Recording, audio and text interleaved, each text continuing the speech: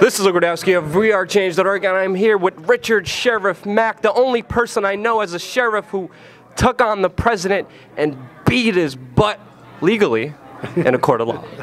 Now, Sheriff, how did you do that? Can you tell us which president? Yes, Bill Clinton. President Bill Clinton, yeah. And how did that case develop? How did it happen? If you could just give us the story of it. Well, I was at a meeting with all the Arizona sheriffs in Phoenix, and the BATF came in and handed us a document to all the sheriffs, not just me, and said that you guys have to work for us now. And we're all going, what? When did this happen? They said, well, Congress passed the law, so you have to work for us.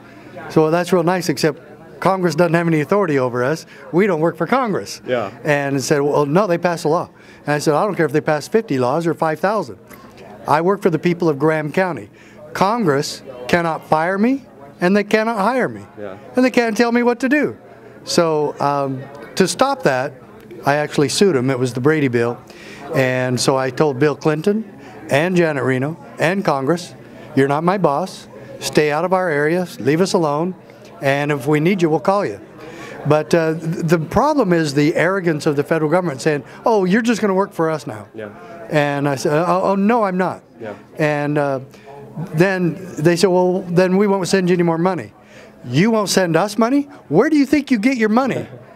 We won't send you any more money. And in fact, we need governors and legislatures in the local area and state Who have brass balls like you. who have some cojones to tell the federal government, we're not sending you any more money. And the case went to the Supreme Court, if I'm correct? Yes, it went all the way to the United States Supreme Court, and we won a 5-4 split, but we'll take a 5-4, you know, it's a victory. And it's the most powerful states' rights and 10th Amendment state sovereignty case in the history of our country. You know what it actually says? The states are not subject to federal direction. It says that in my court decision. Wouldn't you love your state to find that out? Yeah. So you kicked the president in the butt legally, and then won in the Supreme Court, which is amazing. Now you're doing all these conventions, sheriff conventions, all over the country. I really like what you're doing, Sheriff, because you're bringing together different sheriffs and making them recognize the true power and authority they have them within themselves to actually change laws and actually take their power back for themselves and for the people. Can you talk about what is your mission? What are you trying to get accomplished, and what exactly are you doing? Well, just as you said, we're taking our message to every sheriff in the country. And we would love to have chiefs of police and just rank and file police officers on board with us also. Yeah. And in fact, that's who we're reaching out to. But quite frankly, our message is real simple. Keep your oath. Keep your word. Yeah. Follow the Constitution. What if the laws of your state are in direct conflict with the Constitution, like Rosa Parks? I want to ask every cop in the country, every sheriff, every chief, if you were called back into time to December 1st, 1955, when Rosa Parks was arrested, would you have arrested her? Would you enforce the law because you're a cop and you're going to enforce the law and you're supposed to enforce all laws? Yep. Or would you have sat down next to Rosa Parks, shook her hand, and made sure she got home safely? See, now that's a true peace officer.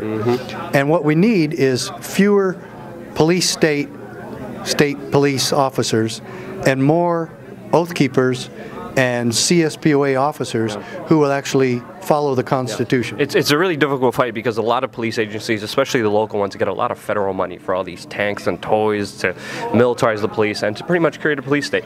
But one thing that you're doing, which is strategic, is because the sheriff has a lot of authority. And it's a local position that anyone could go into. That not many people know. Can you talk about the misconceptions and the true power that you have with this solution that you're offering everyone? Well, it is a solution, and that's why I'm really glad you said that word. This is solution-oriented. And in 1985, there were about 3,000 SWAT team raids all across America. Last year, there were about 82,000. And so we want to stop that. And so the way we stop it is plain and simply taking our message to every sheriff, every cop, and saying, you know what, we've gone too far.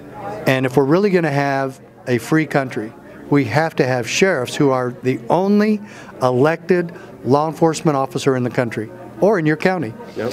And that's really where he gets his power. He gets it from we the people, directly from the voters. And that's the huge difference. He is there to serve them within the promise of his oath of office. And he promised all his citizens that he would what? Uphold, defend, protect, and preserve the United States Constitution.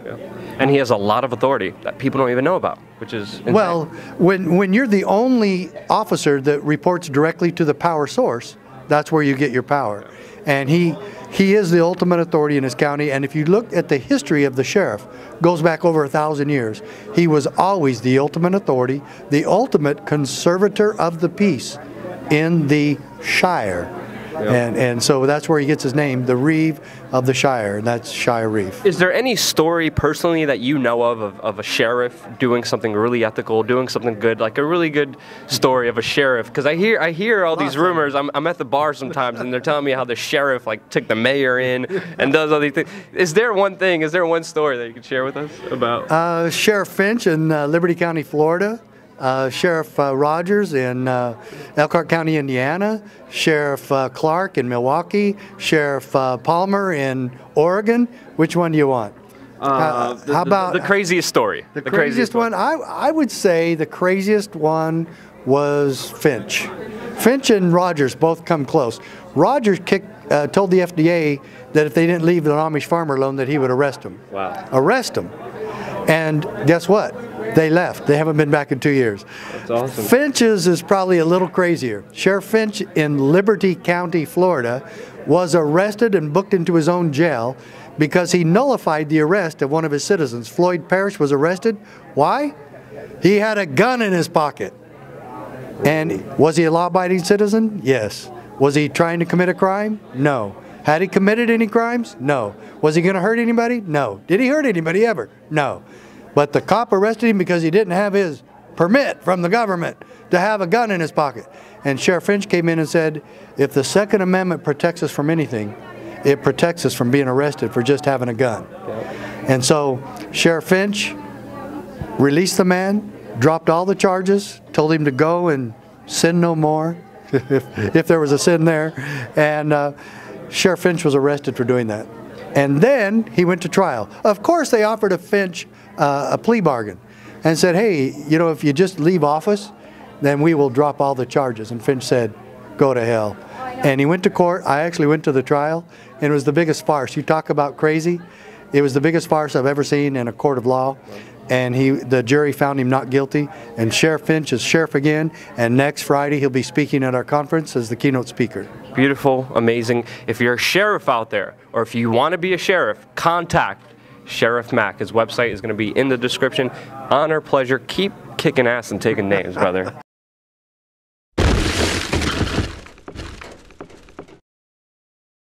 And if they'll quit being a captive of the television and start looking and listening to what happened to our country and what's going to happen if we let it keep on like it is, we'll have nothing. We will never say we have to fight the powers that be. No, we have to empower the poor souls that are so victimized by their past and whatever emotional servitude has been imposed on them that they need to suffer